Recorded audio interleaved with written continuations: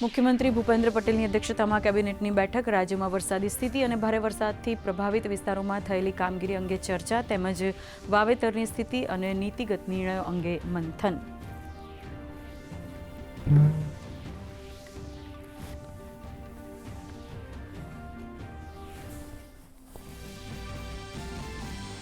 છેલ્લા 24 કલાકમાં રાજ્યના 195 તાલુકામાં વરસાદ. નાયબ મુખ્યમંત્રી હર્ષ સંઘવીએ ભારે વરસાદથી અસરગ્રસ્ત જિલ્લાના કલેક્ટર, એસપી સહિત મ્યુનિસિપલ કમિશનર સાથે યોજી રિવ્યૂ બેઠક. રોડ, રસ્તા, વીજળી પુરવઠો અને સંદેશા વ્યવહારની સ્થિતિ સતત મોનિટર કરવા તંત્રને આદેશ.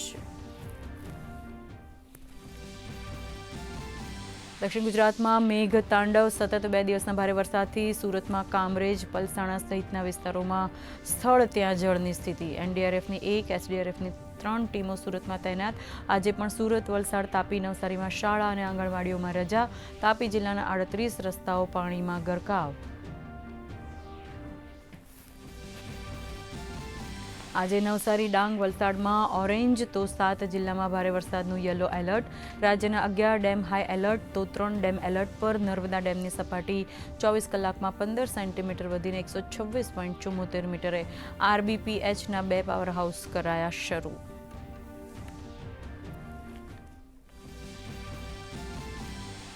સંભવિત અલ નીનોની સ્થિતિ અંગે પ્રધાનમંત્રી કાર્યાલયમાં થઈ બેઠક. આઈએમડીએ અલ નીનોની અસરોનો ચિતાર કર્યો રજૂ. પીવાના પાણી, ઘાસચારો અને ખાતર ઉપલબ્ધ કરાવવા પર મૂક્યો ભાર. તો આજે ઉત્તર પ્રદેશ, હરિયાણા, મુંબઈમાં ભારે વરસાદની આગાહી.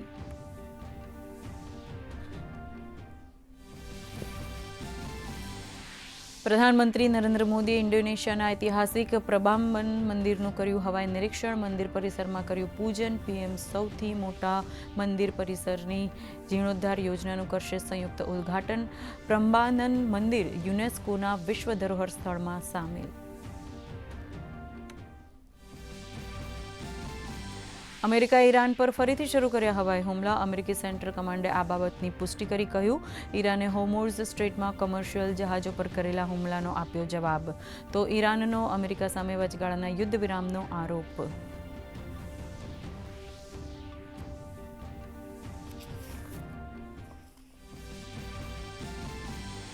પશ્ચિમ એશિયામાં ડામાડોળ સ્થિતિ વચ્ચે ભારતીય શેર બજાર રેડ ઝોનમાં ખુલ્યા. બીએસસી સેન્સેક્સ 400 પોઈન્ટ ગગડ્યો. સોના ચાંદીમાં ઘટાડાનો દોર યથાવત. ભારતીય રૂપિયો ડોલરની સરખામણીએ 20 પૈસા નરમ.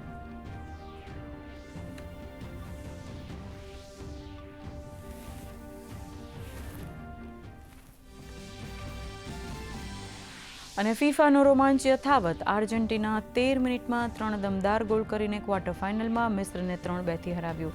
તો પેનલ્ટી શૂટઆઉટમાં કોલંબિયાને હરાવીને સ્વિટ્ઝરલેન્ડનો પણ ક્વાર્ટર ફાઇનલમાં પ્રવેશ.